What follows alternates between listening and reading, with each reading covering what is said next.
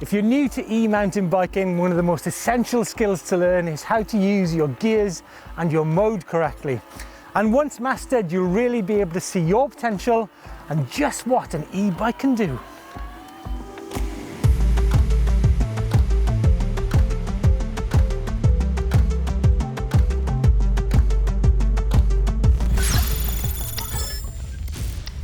And starting off with gearing, now you need to be able to spin your e-bike at the right cadence. Now cadence means the rate at which you're spinning your pedals, because most e-bikes operate at their best at between 80 and 120 revolutions per minute.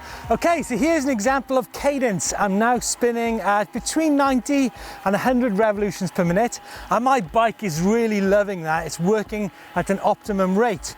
However, knock it down into a higher gear, and I'm now down to 40 to 50 revolutions per minute, and whilst it's quite a good workout for me, my bike's not going to like it. It's not going to be working at its optimum. It's a bit like driving a car in the wrong gear.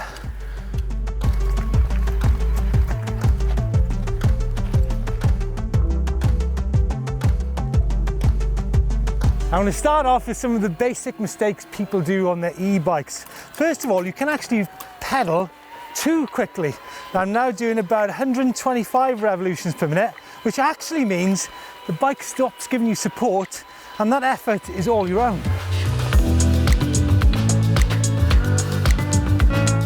Second up, riding in turbo or boost mode with all the time in the world. And why not if you're new to e-mountain biking? Just remember, you're going to be burning that battery.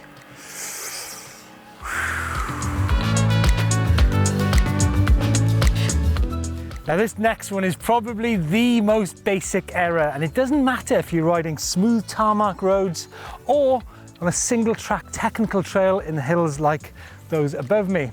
And this is what it's all about. It's not anticipating hills and changing gear to suit that hill. Let me show you what happens if I'm in the wrong gear for the hill above. This all works fine, but as soon as I get to the hill, it just simply won't go up there.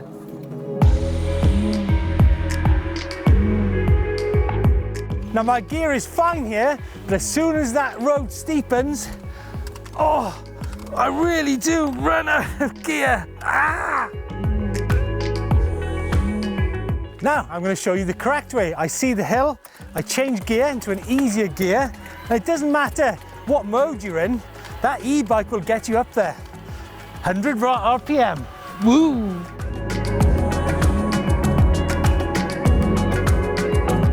But remember, the biggest sin of all is actually to change gear at the wrong time,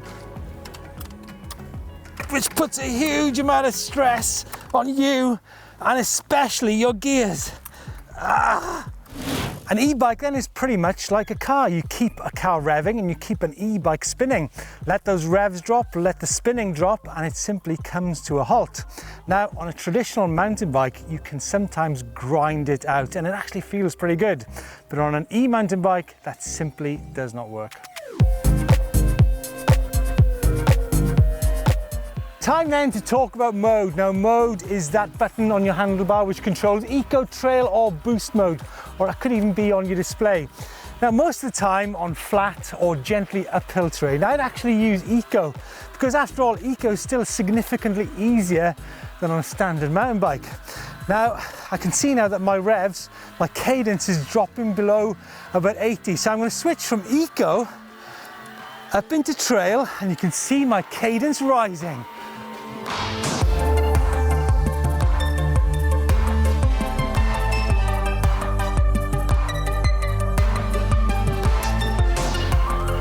What about boost mode? Well, I was doing about 15 kilometers an hour, but now I'm doing 35. So I'm actually going under my own steam. Why do you need boost?